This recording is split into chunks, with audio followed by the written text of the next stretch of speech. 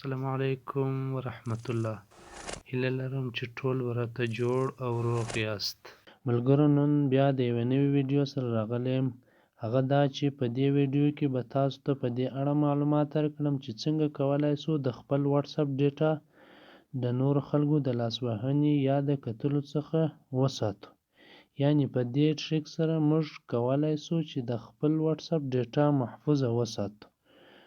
نو راځو په ویډیو پیل کوو. او د ویډیو د شروع څخه دمخه که چیرې تاسې نوي یاست او زموږ د یوټیوب چینل مو نوي سبسکرایب کړی، نو د یوټیوب چینل در سره سبسکرایب کړئ او ترڅنګ یې د زنګولي آیکن هم کښېکاږئ ترڅو زموږ هره نوې ویډیو دمخه تر تاسې پورې در ورسیږي. د دې لپاره راځو خپل د موبایل ایپس ته او واتساپ ته راځو. پر واتساپ باندې کلیک کوو.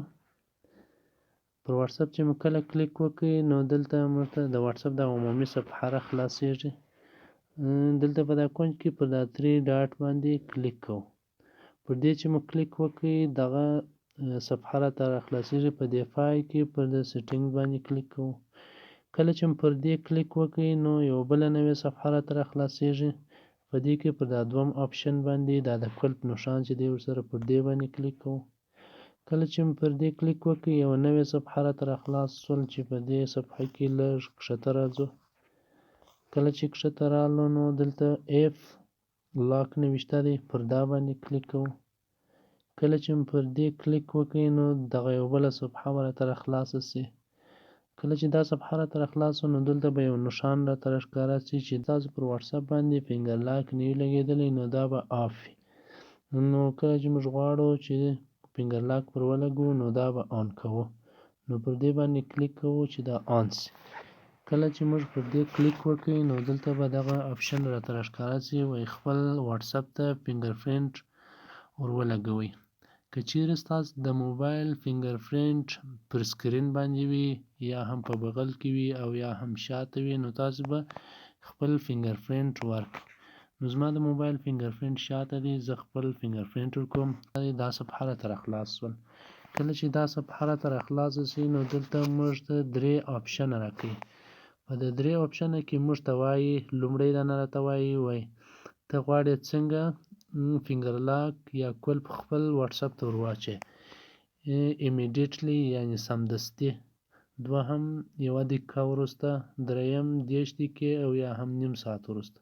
په دې معنا یعنې که ته چیرې د خپل واتساپ څخه ووځې سمدستي دې درته کلپ ور ولوېږي، دوهم د 1 دقیقه وروسته او دریم 30 دقیقې وروسته.